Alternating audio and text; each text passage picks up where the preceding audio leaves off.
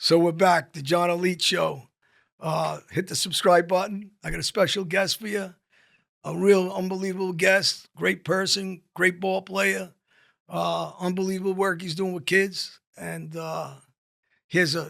before we start, check out the new shirt, the new merchandise. Check it out. Check out the baseball bats. Get to the website and listen in, comment, write in. And here we go. I want to introduce one of the greatest football players the Giants ever seen. Future's Hall of Fame. Actually, he just went into the Hall of Fame. We can talk about that. Yeah. Number 70, Super Bowl champ twice. Twice. Two-time Pro Bowler.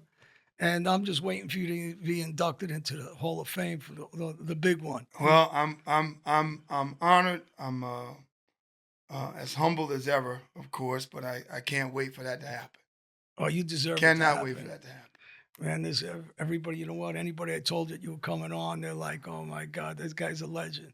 And I tell everybody, yeah, he's a legend in football, but he's a legend more so in the work you're doing out on the street. Yeah. I got to tell you, man, for me, that's the most commendable thing I can say about you. Well, one of the things I prided myself on, John, when I was playing was to make a mark in the community. And just so happened that most of my teammates and I resided in Bergen, Hudson, Essex, and Passaic County.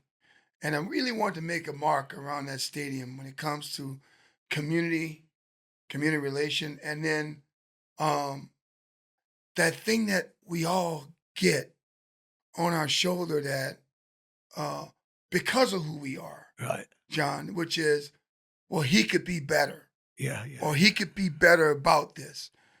I didn't want people to think that or have that opinion that I was as selfish as that opinion that most get when it comes to athletes. Well, they make so much money, they don't give a damn about the community, they don't care about the kids, they don't care about the next level, they don't care about life afterwards. You know, I wanted to be a little bit different.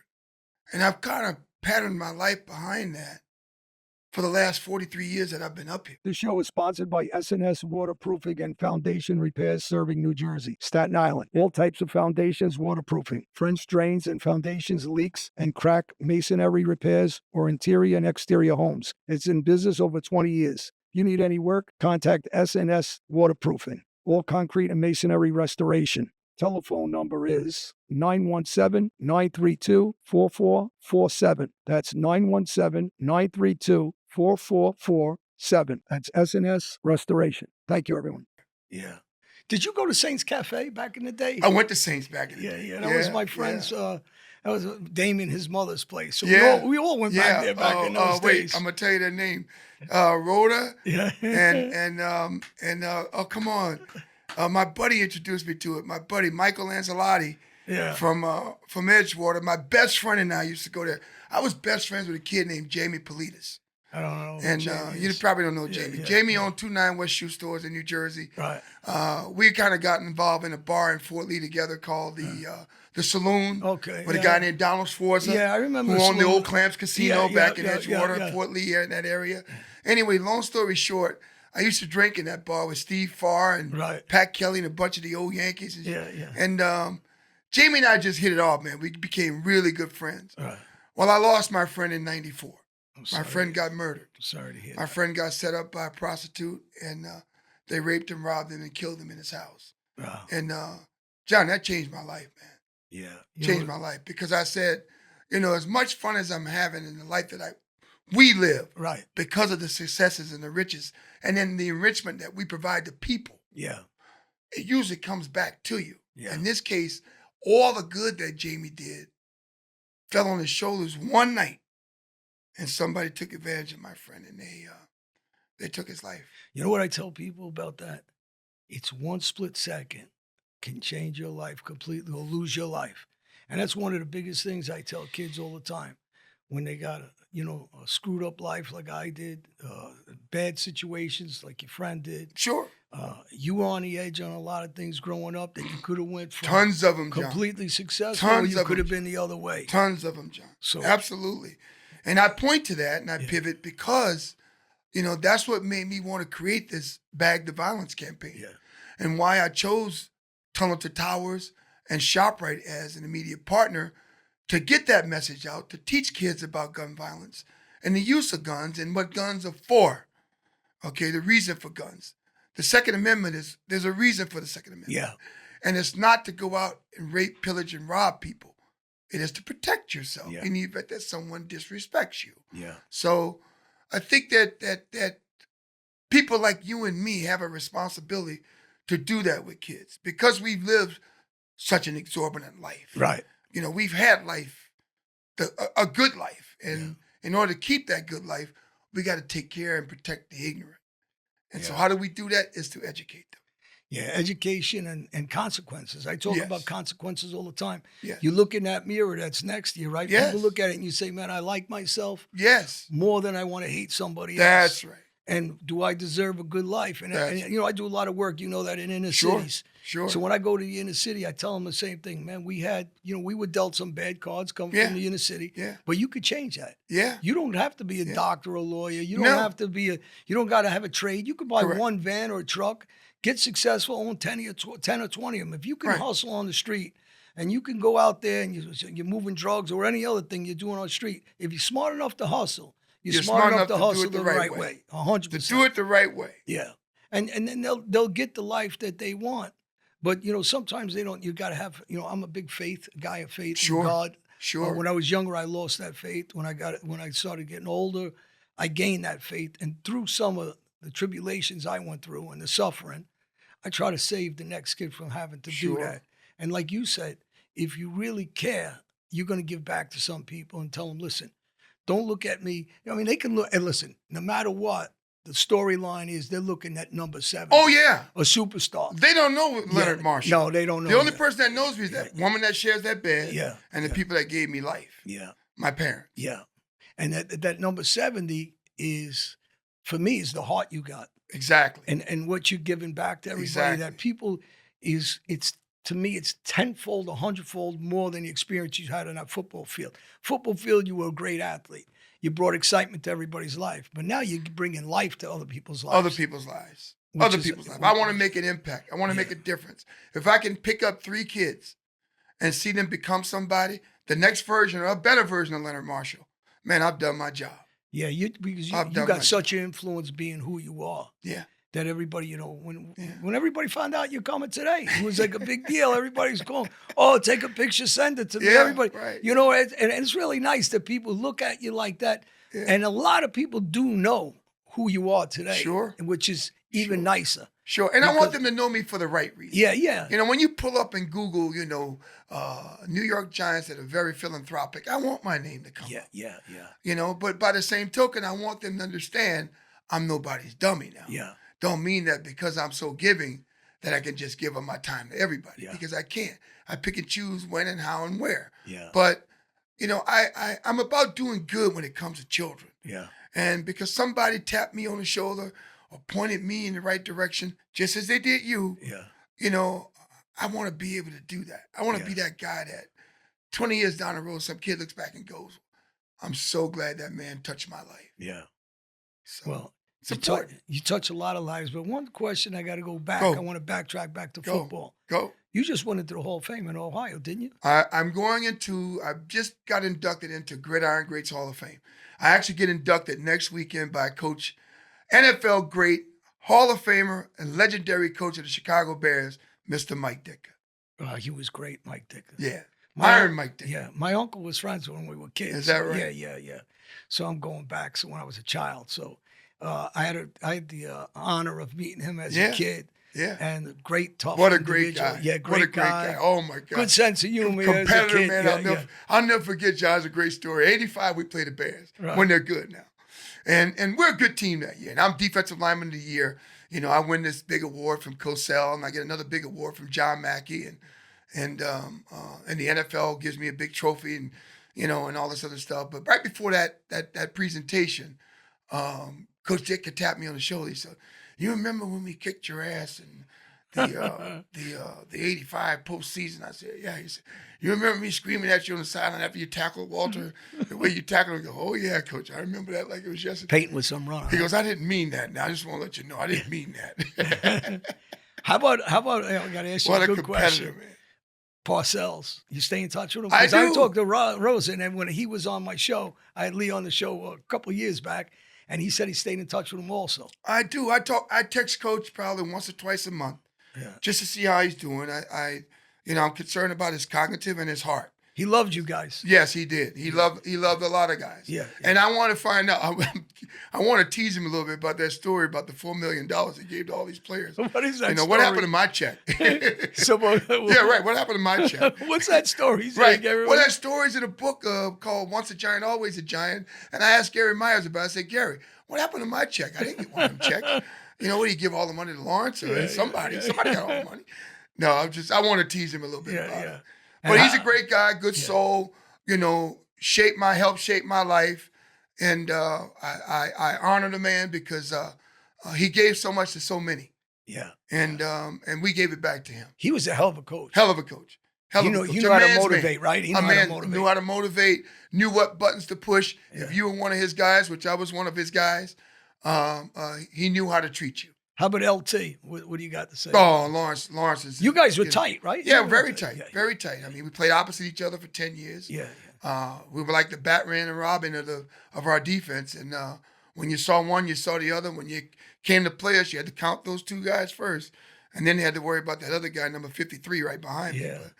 But, we were something special. He was a funny, crazy guy, too. Yeah, crazy guy. Yeah. Crazy guy. I mean, if you could think it, he did it. Yeah. Let's just say that. Years ago when I was at the cafe at the Saints, I remember there was a couple of guys when I was talking about Dallas Cowboys. I was a Cowboy fan. Right. And they said, you don't bet us? I said, man, I hang out with you. I ain't betting you guys. I know you're out all night with me. I got to bet against you. I have no choice. I said, I'm counting your drinks. Right. And I'm calling my bookie, hey. They're drinking tonight. That's funny. That's so funny. He goes, I can't believe you do that. So, that's so funny. And they'll go to modern day. I was with JPP a little bit. Sure. And he was a hell of a ball player. Great kid. Great kid. Yeah. So glad he put that tuba down at Deerfield High School and decided to play football. Yeah. I bet you he is too, though. Yeah. Oh, man. He's another character. Yeah. Great guy, man. Great. And, he handled the fame well. Yes, he did. We were down the shore one day, and it's not easy because people don't understand. There's millions of people writing you, millions of people constantly asking for autographs and pictures. And it's hard, sometimes something's going on in your personal lives. It's hard to keep that smile and be patient all the time. And I know people don't really understand that. They don't. Because they're not in this genre of, where people are constantly 24/7. It's hard to have that. And you don't mean nothing by it. It's just that it's hard to stay on playtime all day and night with a smile. Day in, day out. Right. And people don't understand that. You have a private life. Yeah, there's things going on. Private life. There's things going on in your life. Yeah.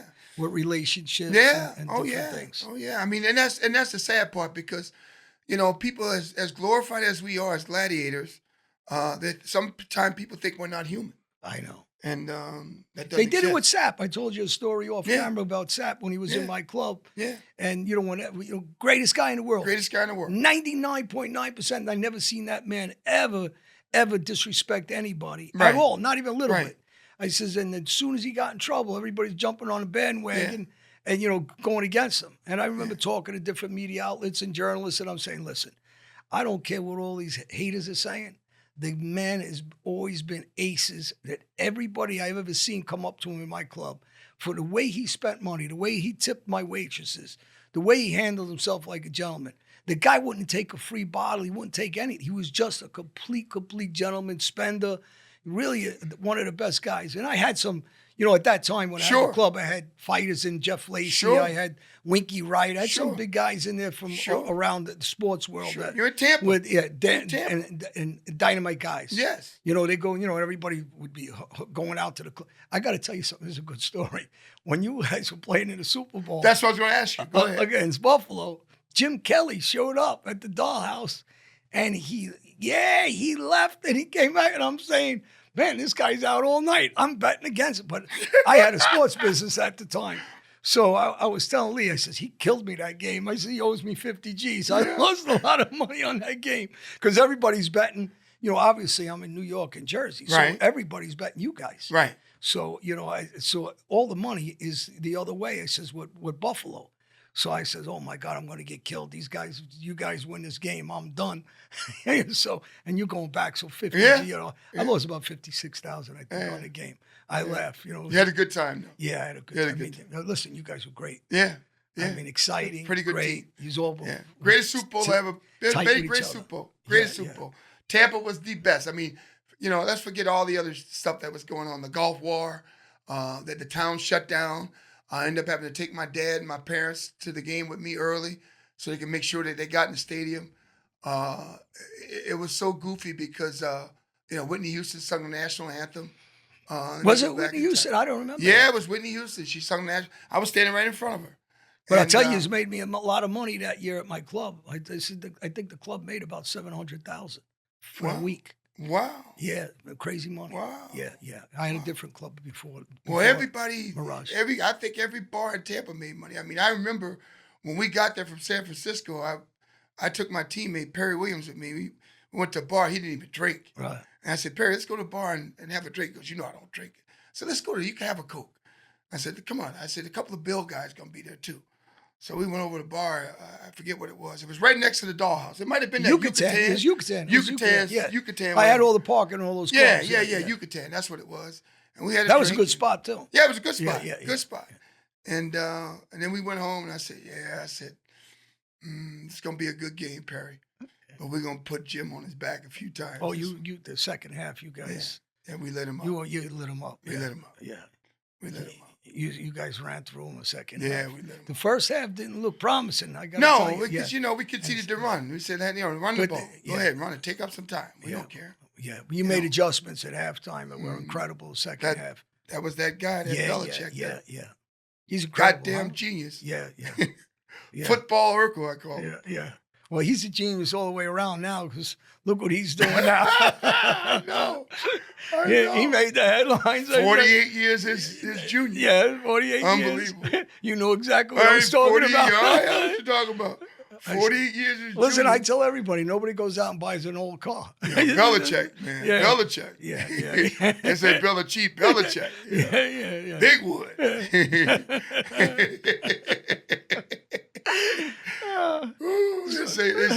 They say, what is the wood or the wallet? I say, it's the wood. Yeah, the wood. Yeah, he's doing all right. He's doing all right. You got some people hating on him. That's right. Come on, they all hating on the guy. They all hating on him. Not me and you, though. No, me man. And you. You got to wish with him. Right, That's it. I do. If I was his age, I'd do Yeah, it. I say the same thing. Don't hear that, Lisa. I didn't say that. Yeah, I take that back, too. Anyway, but no, life is good, man. Life is good. Football was a great life, John. Football taught me a lot. The lessons I learned from, men like Parcells, men like Belichick, men like Al Groh, Romeo Crennel, Johnny Parker, Lenny Fontes, Lamar Leachman. Those lessons today, they transpire into who Leonard Marshall really is. My children are good, John. Yeah. I got great children. My daughter's a great kid. Yeah. My stepson's a wonderful lawyer, and phenomenal individual. Good father, good homemaker, provider. I'm so proud of that. But they had a good example. I mean, I really mean that. You're really an example. I wish all athletes, when they're in the sport or get out of the sport, would follow guys like you, because really, honestly, you're a unique individual. There's a lot of good guys out there that do it, but you really go above and beyond. I try. I try with kids, and just what you're doing about putting down the guns is, I mean, it's really incredible because you're saving lives every day. People, other people can't reach them. It's hard to reach a lot of these kids. When I go do talks to them, and people tell me, there's a lot of different police officers and different people that come. Right. And it's hard for them to reach because they can't relate to them. Right. But they can relate to you. Right. They can relate to me. Yeah. They can relate to me. And I come from it, John. Yeah. I'm I know kid. you do. The family's in the 9th Ward of New Orleans, Yeah. They migrated to Franklin, Louisiana. You go to my town now, there's a shooting every week. Yeah, I know. Somebody's getting killed in my hometown every week. I know, and it's got to stop. Yeah, it's got to stop. It's got to stop. I try to talk to as many kids about this as well, saying the same thing. Like, listen, there's so much to life, man. There's so much more than those neighborhoods. There's so much more to see.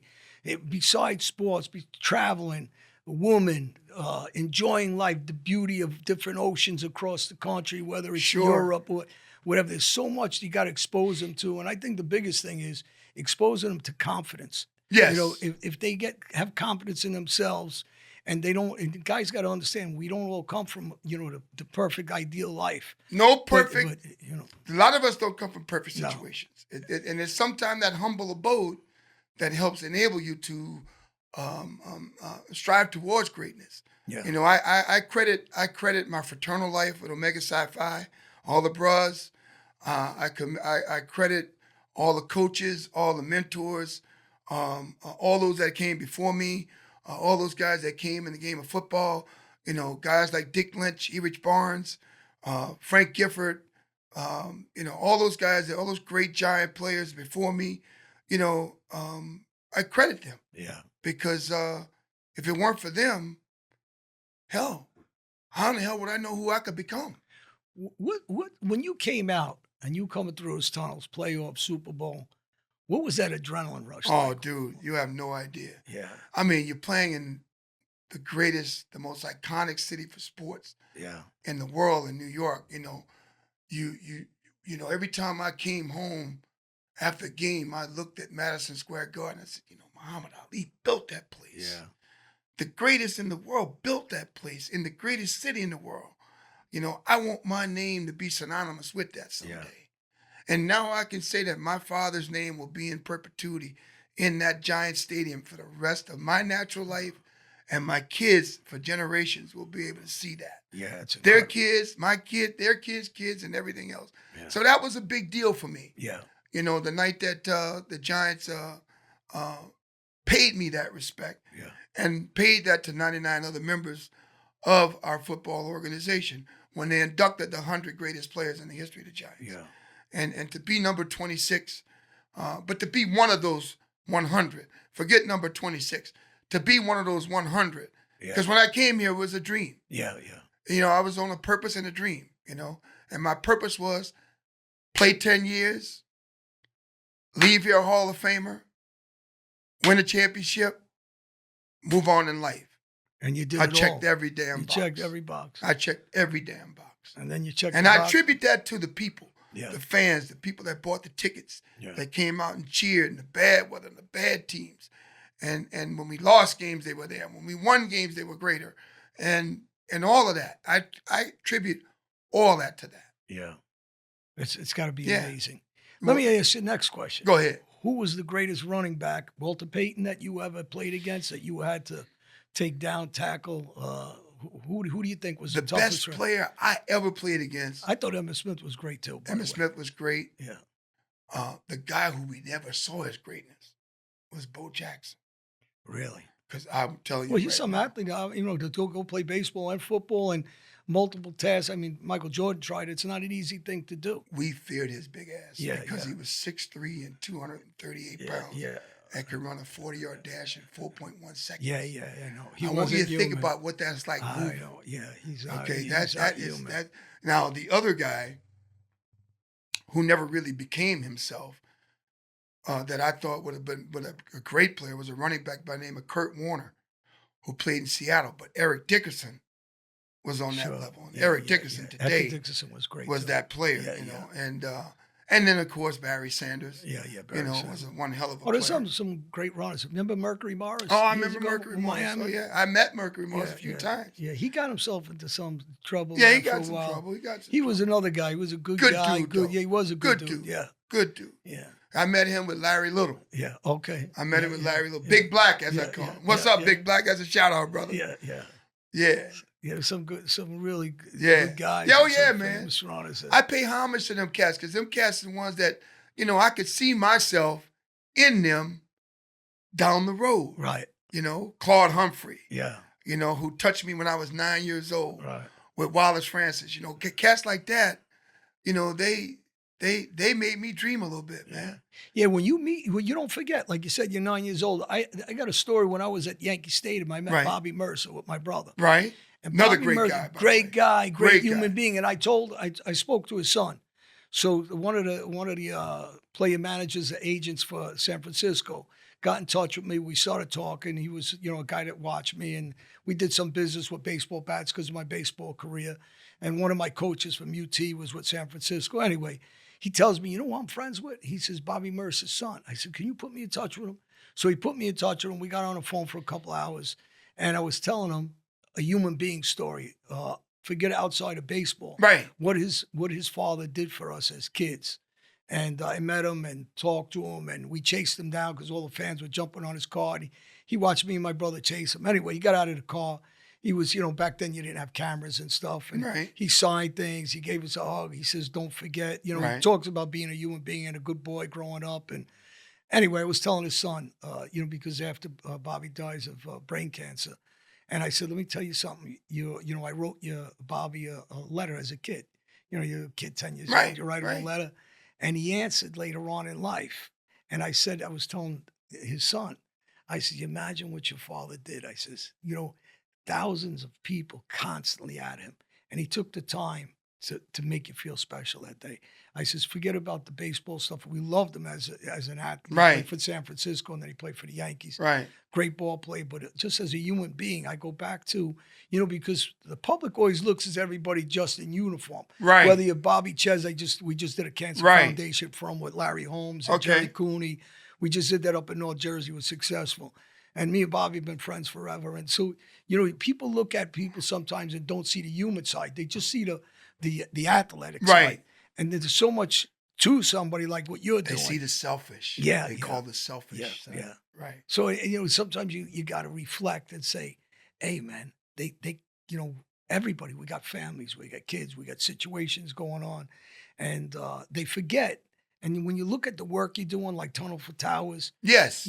I got to tell you, like, it's incredible that you take the time and back to somebody. And I'm hoping some of the young athletes, forget about the fans. Yes. That follow and say, listen, let me help also to get to some of these kids in these organizations where people and families are suffering. Yeah.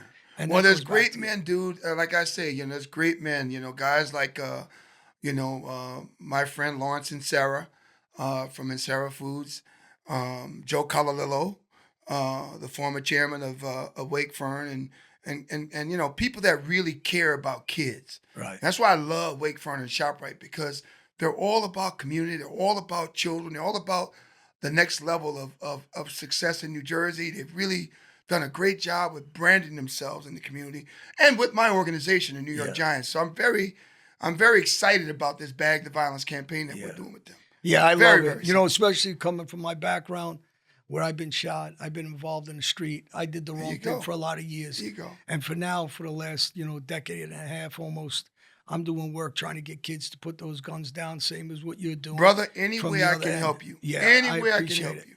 And, and hopefully we could just continue to save some lives. And Absolutely. Get these guys to know their lives worth something. Absolutely. And they don't have to go out in the street, sell drugs. They don't got to go out in the street and commit crimes. They can be pro-police. It's okay to say we need the police to stay safe, to protect our sisters, brothers, cousins, family members, and, work together hand in hand as community. I see a lot of that it will change if one voice at a time. And I says, when I go and do that work, whether it's Brownsville, whether I'm in Chicago, whether I'm in Camden, New Jersey, wherever I am, because I don't really believe, and I've said this over and over again, there shouldn't be a ghetto in America. Should not. No, we have too much money. Too much money. John, we have too much money. Yeah. And I'm not a big advocate of, I'm a pro-patriot of, I'm a big Donald Trump fan. I'm a big Jack Chitterelli's running for governor now in Jersey. Right. His vision is the same as President Trump's. Right. I'm a big fan about families, America, the church. And I'm a guy that I made a lot of mistakes. And he says, but those mistakes can help these other kids not make these mistakes. And as we go out there and keep helping these guys, and any way I can help with anything, we'll put down the guns, talk to any of these kids that you're involved with, they'll understand because of all the work I used to do in an illegal way. That hopefully I can get to them to tell them, listen, it's just not the right path. I could tell you about the suffering I did. Yeah. I could tell you about the jails. I could tell you about, losing my family, losing my daughter, some of the things that, some of them, so they can understand we can relate to them. I didn't even know you lost your daughter. Yeah, How I old was lost your my daughter? daughter, 30 years old, fentanyl, going on 3 years in August. Oh my God. So, I'm strong against the open Oh borders. my God. I'm strong with President Trump. I'm strong with pro-police. Those borders brought in tons of fentanyl. Fentanyl, bro. And, Killed Prince. yeah, Killed Michael Jackson. killed Michael Jackson. Killed a Killed so lot of many people. people. Hundreds of So thousands many of people people. died unnecessarily. So I know too well because I go through that pain every day. Yeah, right. So, right. And I You just live want to in it. make sure that the next person, when we were younger, you could fool around, whether it's, you shouldn't. You could take a line of coke, you can smoke a joint, you can take a pill, and you're not going to die. Stupidity, right? You're not going to die. Not gonna Now die. you're going to die. You're gonna die. It says, and eventually the odds are against you keep taking them, and it's You not go in the it's not hood. ODing. Yeah, you go in the hood now and you buy some of that crap. Yeah. You don't know if there's common, rat poison. You don't know what's in it. Yeah. You don't know what's in it. I tell somebody it's like us going to a bar and they give us arsenic. That's murder. Right. You're not drinking yourself to death. No. Same thing. Somebody's taking a Percocet like my daughter at 10 o'clock in the morning. You're not supposed to die from a pill. Right. Even though she shouldn't have took it, and that pain's going to pain me forever. And I'm out here I and I won't so stop horrible to hear doing that this. story. And That- she left her son. It's terrible. 5 years old. He's 8 Terrible. now. Yeah. And there's so Love many to meet families him, like man. mine, man. Love to meet him, man. You gotta I'd bring him love to the house. Yeah, You gotta bring him to I the definitely house. will. I Okay? will. I'll definitely do Bring him to that. the house. I got another friend of mine just spoke to me, and he said the same. He says, "Listen, let me help you." He plays against the Globetrotters. He said, Okay. basketball. Is, Okay. His mom's my cousin. Okay. So, I'm going to bring my grandson to him also. Oh yeah. So, Yeah. and there's so many kids like my grandson, and there's so many families out there. Black Poster Project, Dee Gillen, she lost her son, Scott, and she does so much good work for the families and people that lost their loved ones. So, Love kids. Man. yeah. I love kids. You got to Love give them a shot at life. Yeah. Yeah, You that's know, right. you know. That's right. And they That's don't right. have to be a Leonard Marshall, man. No, they could don't be a have good to be. person. They don't have to be a They good can- person. can That's right. Follow you as your Not everybody personality. can do this. That's right. Not everybody can do this. No. This life ain't built for No. for everybody. But if you invest the time, the energy, the effort to go do something horrible, Yeah. you can do the same thing doing something good. Yeah. There's so many good people. Listen, my friends that are here that Kathy and Billy, they're Sure. out here. I mean, I got some good friends. I'm blessed. I have some good friends. Sure. Over the years, you make some bad choices. You got the wrong friends. And over the years, you meet some really good people. Right. And, I'm trying to get these kids to understand there's some really good people out there. And, follow them. And, have confidence because you didn't have a mother or father, or if you had a father that's in jail or a mother that, was on drugs or both or either one. It's not an excuse to ruin your life. That's right. So just go out there and you don't got to be that athlete. You don't got listen, you're a phenomenal everybody's athlete. right. It's a long shot for people to get to the point where you got. One But, yeah. 1/4%. Yeah, Do I what know. I did. People don't realize. They don't realize. The talent, the hard work, the genetics, Determination. the Yeah. goal, the achievements, Yeah. everything that you achieved. Yeah. If it was that easy, it If wouldn't you be asked me 1/4 when I was a 1%. kid, okay, Leonard, would you play in 3 Pro Bowls? Would you be named to several All-Pro teams? Would you be in 5 Hall of Fames? Would you be in the Giants' Ring of Honor? Would you be one of the 100 greatest players in the Giant history? Would you do all these things that you've done with your life? And I'd have told him, are you out of your mind? Yeah. I'm not willing to work that hard. Well, I'm going to tell everybody to go out and buy your jersey.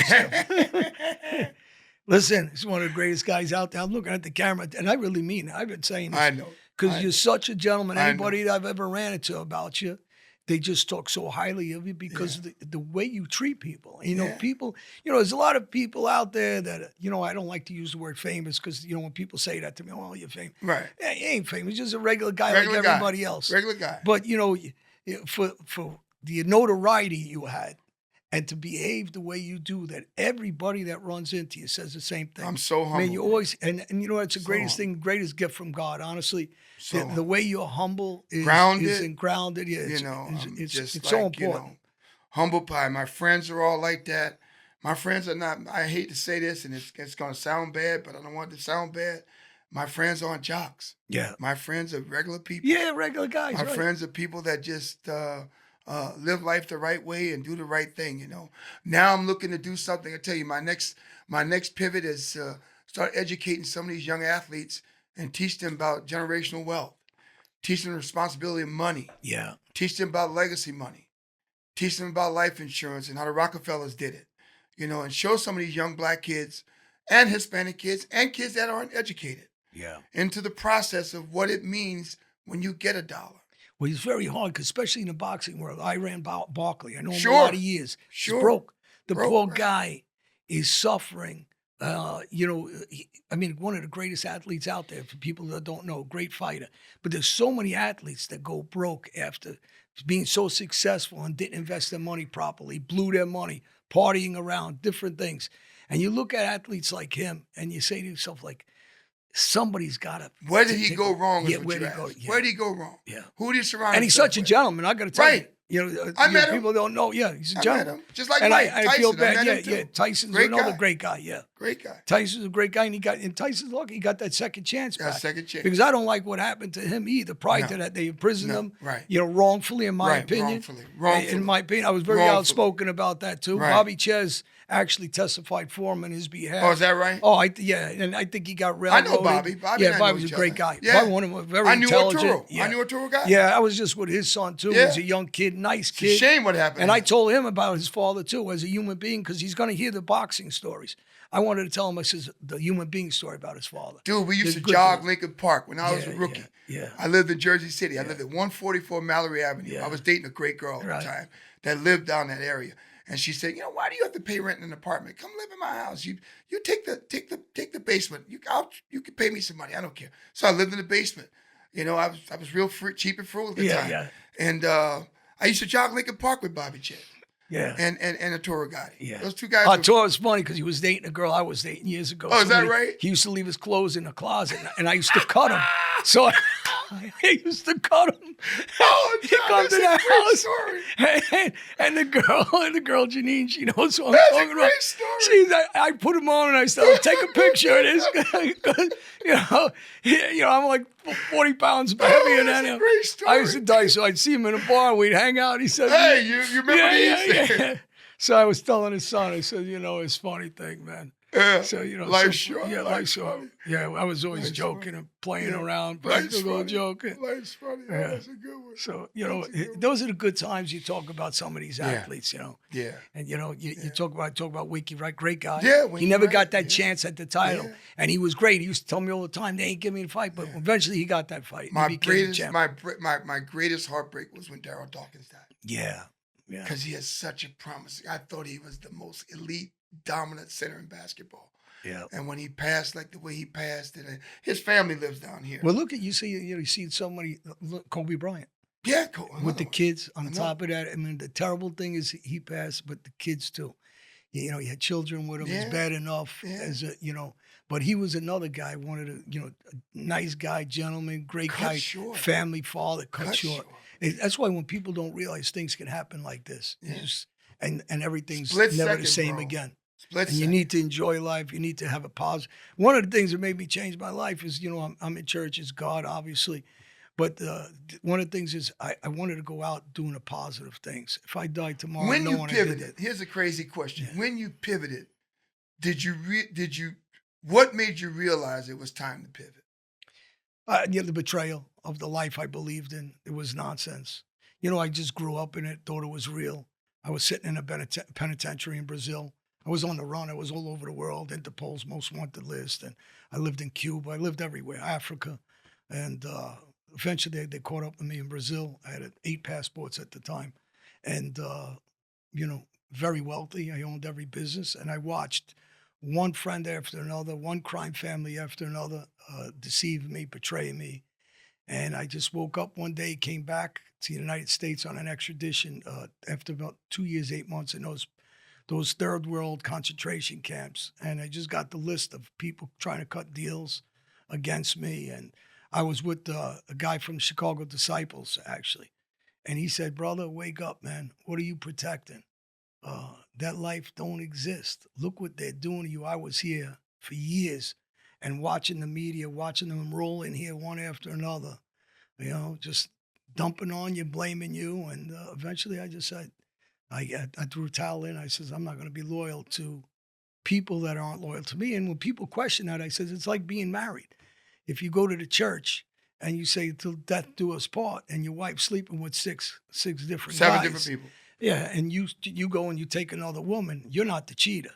So that's the short version of it. And I just woke up and I says, what the hell am I believing in my whole life? I grew up in something that doesn't exist. Your true friends are the good people that are good people with the Lord, good people with family. True friends, like my friends that are outside here, Billy and Kathy. No matter what. No matter what, they stick by your side. They're by your side. They're not there just for when I'm making all kinds of money or when I was living that life or I'm in the fast lane and, you're owning every club, business, this, that, the other thing. Traveling with you, but then when things go bad, they're putting their foot on your neck. And then I just said, man, I don't know how I got lost, but I want to get back on the right track and start helping kids. And I went from, the first year, people say, oh, he's just doing that for, a show. Then when 5 years went by, well, he's just doing that because he's getting paid.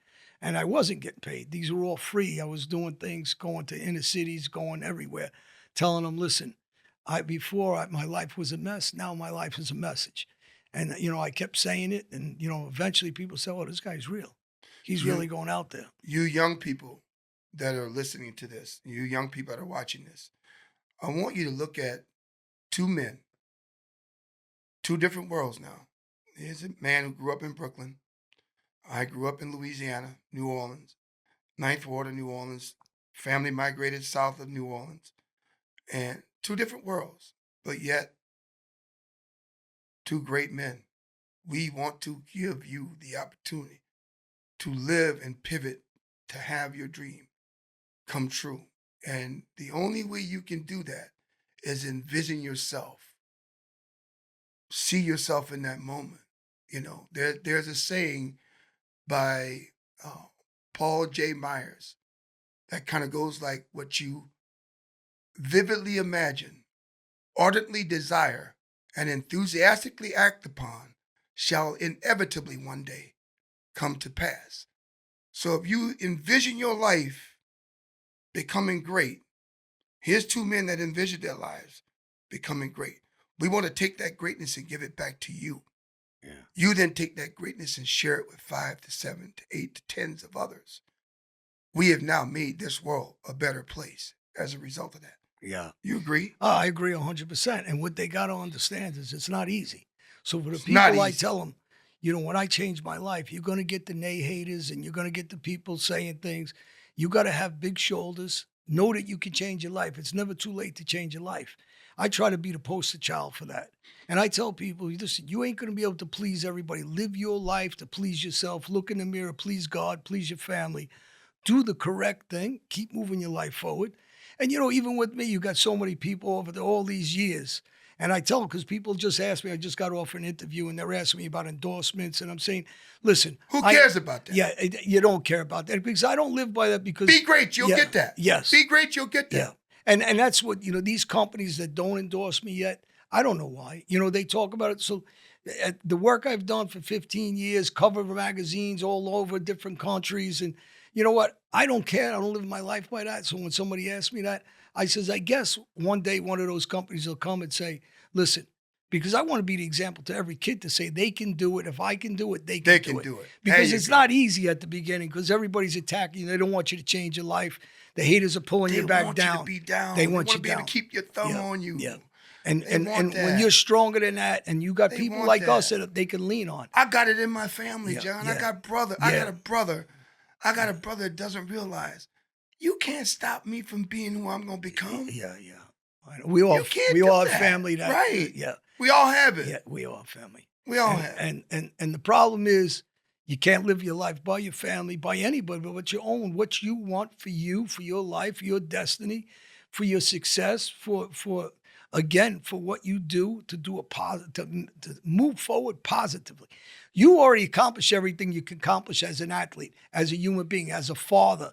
You've done every positive thing there is. What you're doing now is God that people His work. Yeah, His work.